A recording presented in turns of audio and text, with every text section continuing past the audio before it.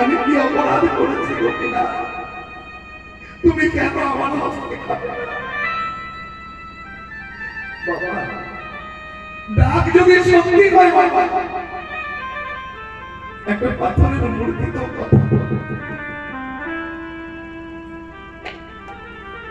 তবে ডাকটা হবে তেমনই।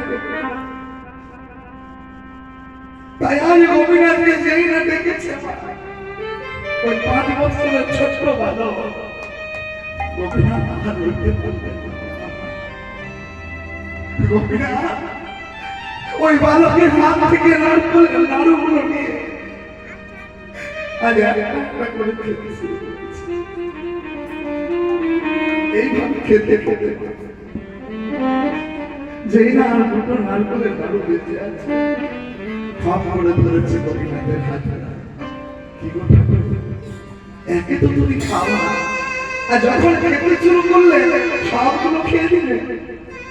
এইগুলো থাক, কারণ আমার পিতা যে বলেছে প্রসাদ রেখে দেবে। আমার পিতা যখন আসবে আমি তাকে কি দেব? গোপীনাথ গোপীনাথ যখন ছোট্ট নাম দেখতে বেরিয়েছে, আর নাম দেবকে জড়িয়ে ধরে বলেছে, ওরে না ওরে নাম, আমি অনেক জায়গায় অনেকে আমাকে সোনার থালায় করে রাজবো, কিন্তু জানে নাম দে তোর মতো এমন ভক্তি মনে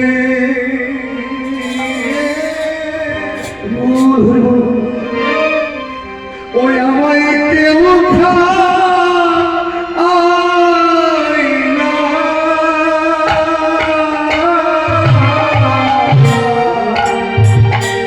এমন ভক্তি